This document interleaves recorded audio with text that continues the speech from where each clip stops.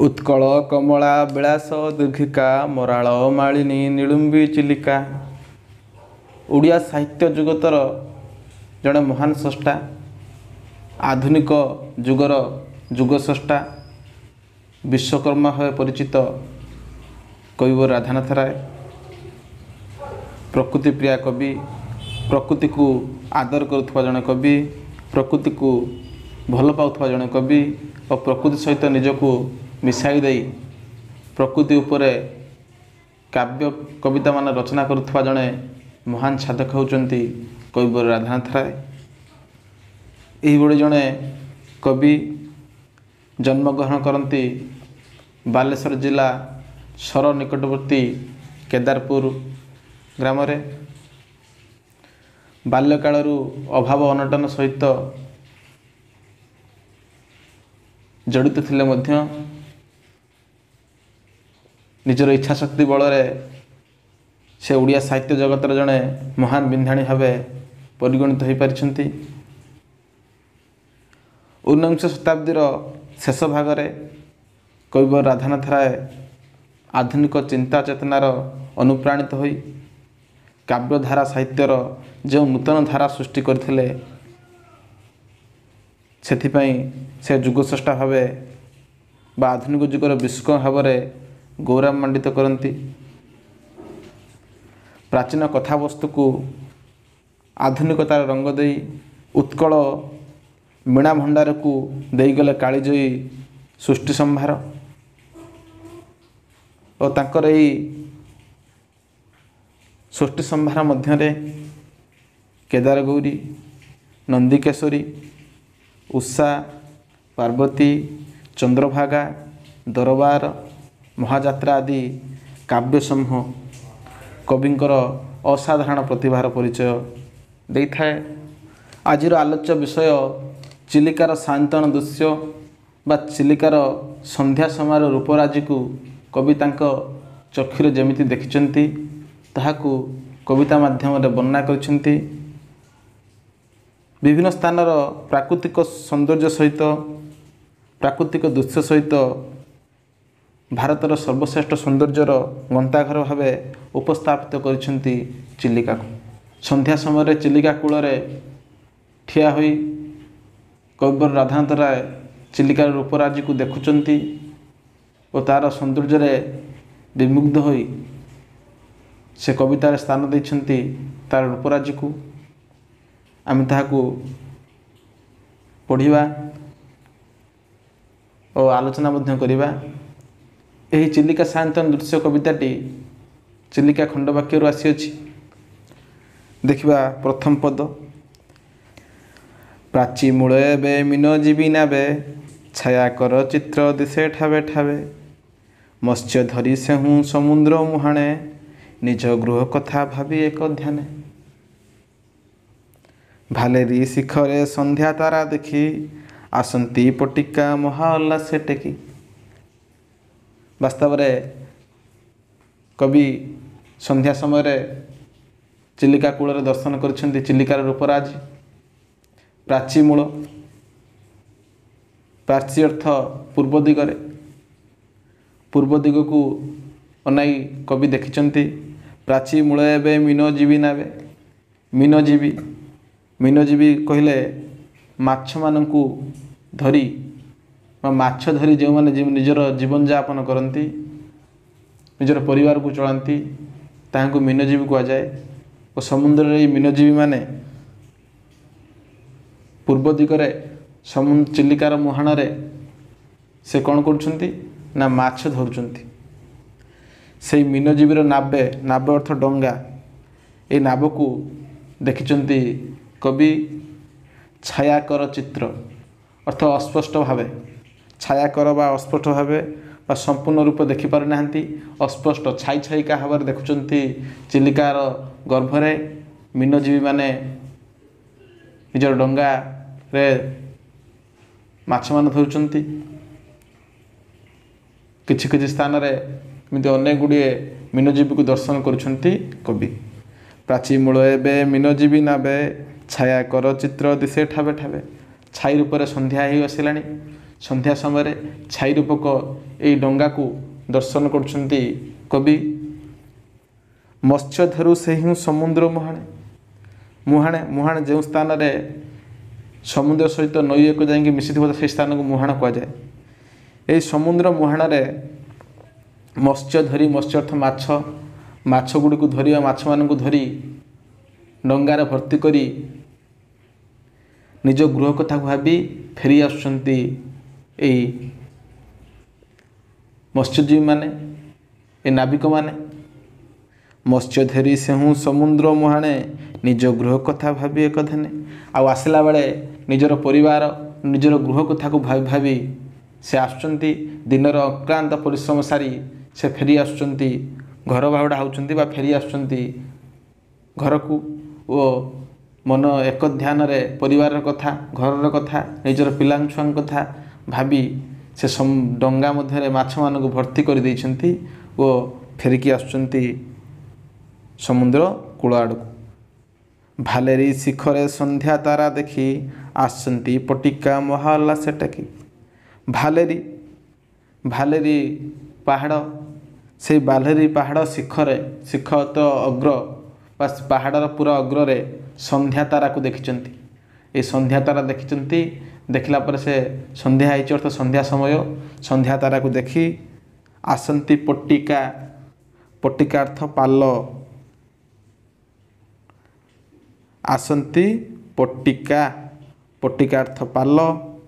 ଏହି ପାଲକୁ ଟେକି ମହା ଉଲ୍ଲାସରେ, ଦିନମାନ ଅକ୍ଳାନ୍ତ ପରିଶ୍ରମ ହେଇଛି ଓ ଡଙ୍ଗାମାନଙ୍କରେ ପାଲକୁ ଖୋଲିଦେଲେ ତାହା ପବନ ବାଜି, ଯେଉଁ ସମୁଦ୍ର ଯେଉଁ ପବନ ବହୁଛି ସେ ପବନ ବାଜି ସେ ଅଟୋମେଟିକ୍ ବା ସ୍ୱୟଂଚାଳିତ ଭାବରେ ସେ ଯିବ। ତେଣୁ ଇଏ ଟିକେ ଦିନମାନର ଅକ୍ଳାନ୍ତର ଶାନ୍ତି ପାଇଁ ଟିକେ ବସି ପଡ଼ିବେ ଓ ସେଇଥିପାଇଁ ସେ ପାଲକୁ ଟେକିଦେଲେ। ଏ ପାଲକୁ ଟେକିଦେବା ଦ୍ୱାରା ଡଙ୍ଗା ଆପେ ଆପେ ପବନ ଧରି ଚାଲିବ। ତା'ର ଏକୁ ଟିକେ ଆଉ କ'ଣ ନାବିକମାନଙ୍କୁ ସୁବିଧା ହେବ। ତେଣୁ ସେ ଦିନମାନ ଯେଉଁ ଅକ୍ଳାନ୍ତ ପରିଶ୍ରମ, ସେ ପରିଶ୍ରମ ଲାଘବ ପାଇଁ ସେ ପଟିକାକୁ ଟେକି ଦେଇ ମହା ଆନନ୍ଦରେ ମାଛକୁ ଧରିଛନ୍ତି। ମହା ଆନନ୍ଦ ଉଲ୍ଲାସରେ ଘର କଥାକୁ ଭାବି ଚାଲିଛନ୍ତି। ଭାଲେରୀ ଶିଖର ଅଗ୍ରଭାଗରେ ସନ୍ଧ୍ୟା ତାରାକୁ ଦର୍ଶନ କରିସାରିଲା ପରେ ସେ ସନ୍ଧ୍ୟା ହୋଇଛି ବୋଲି ଜାଣି କ'ଣ କରୁଛନ୍ତି ନା ପଟିକାକୁ ଟେକି ବା ମହା ଉଲ୍ଲାସରେ, ମହା ଆନନ୍ଦରେ ନିଜର ଗୃହ କଥାକୁ ଭାବି ମତ୍ସ୍ୟମାନଙ୍କୁ ଧରି ସମୁଦ୍ରର କୂଳବର୍ତ୍ତୀକୁ ପ୍ରତ୍ୟାବର୍ତ୍ତନ କରିବା ପାଇଁ ଚେଷ୍ଟା କରୁଛନ୍ତି। ବା ସେଇ କଥା କବି ରାଧାନାଥ ରାୟ ସନ୍ଧ୍ୟା ସମୟରେ ଦର୍ଶନ କରୁଛନ୍ତି ସମୁଦ୍ର କୂଳରୁ ଓ ଏ ନାବିକମାନଙ୍କର ଏହିପରି ଚିତ୍ରକୁ ସେ ଦେଖି ବର୍ଣ୍ଣନା କରିଛନ୍ତି। ପରବର୍ତ୍ତୀ ପଦକୁ ଦେଖିବା। ତାଙ୍କ କଣ୍ଠ କବି ସୂର୍ଯ୍ୟ ଗୀତାମୃତ, ଦୂରୁ ବହି ଆଣେ ଚିଲିକା ମାରୁତ।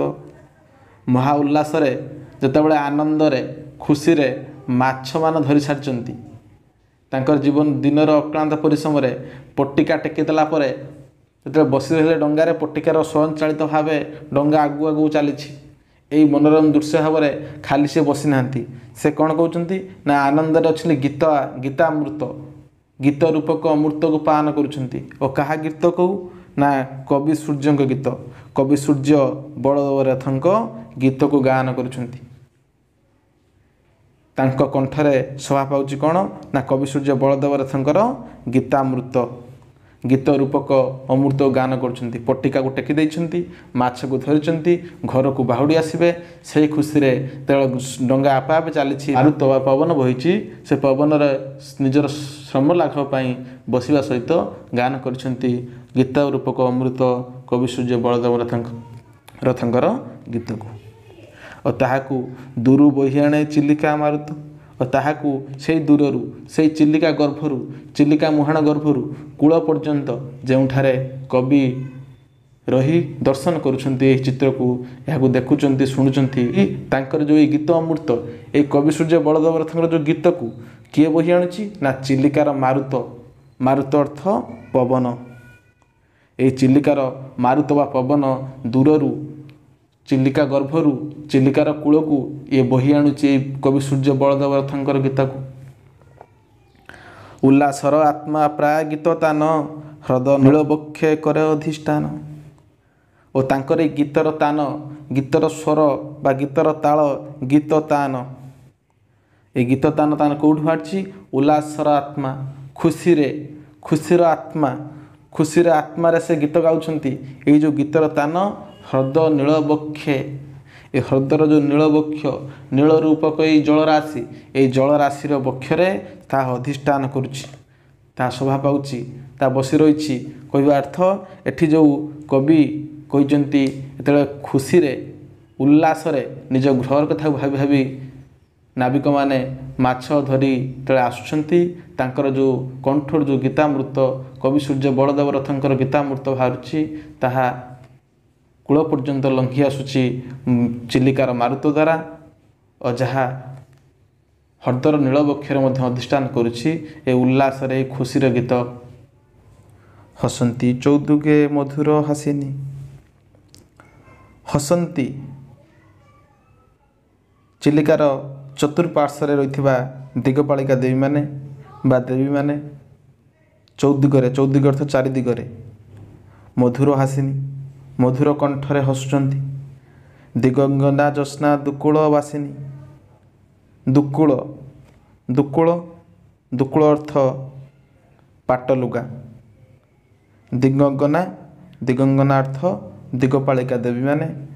ଏଠି କବି କହୁଛନ୍ତି ଯେତେବେଳେ ଚିଲିକାର ଏଇ ମୃଦୁ ତରଙ୍ଗାୟିତ ବା ଧୀରେ ଧୀରେ ଯେଉଁ ପବନରେ, ଯେଉଁ ଚିଲିକା ଗର୍ଭରେ ଜଳରାଶି ଗୁଡ଼ିକ ତରଙ୍ଗାୟିତରେ ଉପରତଳ ଧୀରେ ଧୀରେ ହେଉଛନ୍ତି, ଓ ଏହା ଉପରେ ଚନ୍ଦ୍ରମାର ରଜତ ଶୁଭ୍ର ଆଲୋକ ବା ଚନ୍ଦ୍ରମା ଅର୍ଥ ଚନ୍ଦ୍ର, ଚନ୍ଦ୍ରର ଯେଉଁ କିରଣ, ଯେଉଁ ଧଳା କିରଣ ସେ ଚିଲିକାର ବକ୍ଷ ଉପରେ ପଡ଼ିଛି, ଓ କବି ସେ ଶୁଭ୍ର ଜଳରାଶିକୁ ଦେଖି ଭାବିଛନ୍ତି ଲାବଣ୍ୟବତୀ ଦିଗଙ୍ଗନା, ଏଇ ଦିଗପାଳିକା ଦେବୀମାନେ ଜ୍ୟୋତ୍ସ୍ନା ରୂପକ ପାଟବସ୍ତ୍ର ପରିଧାନ କରି ବିରାଜମାନ ହୋଇଛନ୍ତି।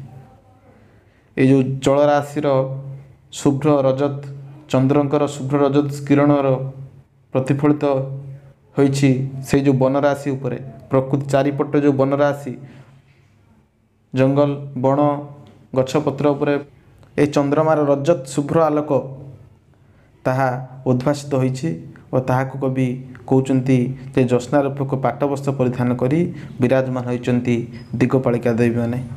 ଭାବାନ୍ତର ପୁଣି କ୍ଷଣକରେ ଜାତ, ଗଲାଣି ତ ଗଲା କଥାରେ ସଙ୍ଗାତ, ଗଲାଣି ତ ଗଲା କଥାରେ ସଙ୍ଗାତ। ଏ ଉଦ୍ଧୃତ ଚିହ୍ନ ଭିତରେ ଅଛି ଗଲାଣି ତ ଗଲା କଥାର ସଙ୍ଗୀତ, ମାନେ ଏହା ଏହି ବାକ୍ୟଟି କେଉଁଠୁ ଆସିଛି? ଏହା କେଉଁଠୁ ଆସିଛି ନା କବି ସୂର୍ଯ୍ୟ ବଳଦେବ ରଥଙ୍କର କିଶୋର ଚନ୍ଦ୍ରାନନ୍ଦ ଚମ୍ପୁର ଗୋଟିଏ ପଦ୍ୟ, କରୁ କ୍ଷୟ ପର୍ଯ୍ୟନ୍ତ ରଚିତ କିଶୋର ଚନ୍ଦ୍ରାନନ୍ଦ ଚମ୍ପୁ, ଯାହାକୁ ରଚନା କରିଛନ୍ତି କବି ସୂର୍ଯ୍ୟ ବଳଦେବ ରଥ। ଏହି କିଶୋର ଚନ୍ଦ୍ରାନନ୍ଦ ଚମ୍ପୁରେ କୃଷ୍ଣ, ରାଧା ଓ ଲଳିତା, ରାଧାଙ୍କର ସଖା ଲଳିତାର କଥାକୁ ବିଶେଷକୁ ବର୍ଣ୍ଣନା କରାଯାଇଛି, ଓ ତାଙ୍କର ପ୍ରେମ କାହାଣୀ ଏଥିରେ କବି ସୂର୍ଯ୍ୟ ବଳଦେବ ରଥ ରଚନା କରିଛନ୍ତି। ସେଇଠୁ ଏହି ପଦ ଆସିଛି ଗଲାଣି ତ ଗଲା କଥାରେ ସଙ୍ଗାତ।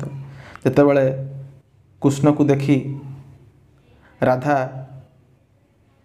ପ୍ରେମରେ ପଡ଼ିଯାଇଛନ୍ତି, ସେତେବେଳେ ସେ ଲଳିତା ଆଗରେ ସବୁ କଥା କହୁଛନ୍ତି ଯେ ମୁଁ ଏମିତି କୃଷ୍ଣଙ୍କ ପ୍ରେମରେ ପଡ଼ିଯାଇଛି, ଓ ତାଙ୍କୁ ଦେଖି ସାରିବା ପରେ ମୋତେ କିଛି ବି ରୁଚୁନାହିଁ, ମୁଁ ଏବେ କ'ଣ କରିବି? ସେତେବେଳେ ଲଳିତା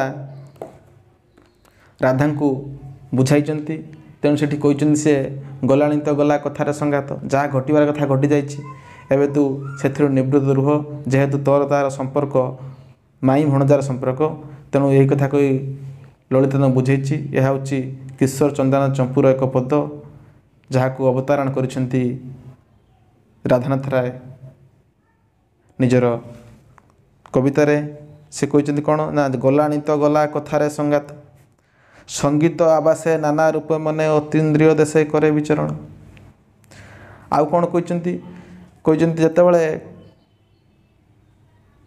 ନାବିକମାନେ ଖୁସି ମନରେ ଉଲ୍ଲସିତ ହୋଇ ମହା ଉଲ୍ଲାସରେ କବି ସୂର୍ଯ୍ୟ ବଳଦେବ ରଥଙ୍କ ଗୀତାମୃତକୁ ଗାନ କରୁଛନ୍ତି, ତାହା ଯେତେବେଳେ ମୋ କର୍ଣ୍ଣରେ ପଡ଼ୁଛି, ମୋ କାନରେ ଆସିକି ବାଜୁଛି, ଓ ତାହାକୁ ଚିଲିକାର ମାରୁତ ବୋହି ବୋହି ଆଣୁଛି ମୋ କର୍ଣ୍ଣ ନିକଟକୁ, এই ଗୀତକୁ ଶୁଣିଲା ପରେ ଏ ସଙ୍ଗୀତର ଆବେଶରେ ଏ ସଙ୍ଗୀତର ଧାରାରେ ଏ ସଙ୍ଗୀତର ତାନାରେ ମୋ ମନ ପୁରା ଉତ୍ଫୁଲ୍ଲିତ ହେଉଛି ନାନା ରୂପେ ମୋ ମନ ପୁରା ଉତ୍ଫୁଲ୍ଲିତ ହେଉଛି ନାନା ରୂପେ ମନ ଅତୀନ୍ଦ୍ରିୟ ଦେଶ କରେ ବିଚରଣ ଇନ୍ଦ୍ରିୟମାନଙ୍କୁ ଅତିକ୍ରମ କରି ମୋର ଦେହ ଭିତରେ ଥିବା ସମସ୍ତ ଇନ୍ଦ୍ରିୟ ଏହି ଇନ୍ଦ୍ରିୟକୁ ଅତିକ୍ରମ କରି ମୁଁ ଗୋଟେ ଅଲଗା ରାଜ୍ୟକୁ ପଳାଉଛି ଏ ଯେଉଁ କବି ସୂର୍ଯ୍ୟ ବଳଦେବ ରଥଙ୍କର ଗୀତ ମୃତକୁ ଏ ଉଲ୍ଲସିତ ବା ଖୁସି ଥିବା ନାବିକମାନଙ୍କ କଣ୍ଠରୁ ଶୁଣିଲା ପରେ ସଙ୍ଗୀତର ଆବେଶେ ନାନା ରୂପ ମନ ଅତୀନ୍ଦ୍ରିୟ ଦେଶେ କରେ ବିଚରଣ ଏହାକୁ ଶୁଣିଲା ପରେ ମୋ ମନ ଅତୀନ୍ଦ୍ରିୟ ଦେଶରେ ବିଚରଣ କରୁଛି ମୋ ମନ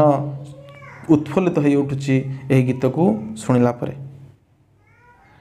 ଚାଲିଯାଏ ଶୂନ୍ୟ ଶୂନ୍ୟ କେଉଁ ସ୍ଥାନେ କି ଲୋଡ଼ିବା ସେ ସେହି ତାର ନ ଜାଣେ ଧନ୍ୟ ସେହି ଯାର ଆଜ୍ଞା ଶିରେ ଧରି ଏ ଲୀଳା ରଚନ୍ତି ଦେବୀ ବାଗ୍ୟଶ୍ୱରୀ। ଚିଲିକା ସାୟନ୍ତନରେ ଏହା ଥିଲା ପ୍ରଥମ ଭାଗ। ଏହାର ଦ୍ୱିତୀୟ ଭାଗରେ ଏହାର ଅବଶିଷ୍ଟାଂଶ ପଦ୍ୟକୁ ଆମେ ଆଲୋଚନା କରିବା। ଯଦି ଭିଡ଼ିଓଟି ଭଲ ଲାଗିଛି ତେବେ ଚ୍ୟାନେଲକୁ ସବସ୍କ୍ରାଇବ୍ କରିଦିଅନ୍ତୁ ଓ ଭିଡ଼ିଓଟିକୁ ଲାଇକ୍ ମଧ୍ୟ କରିଦିଅନ୍ତୁ।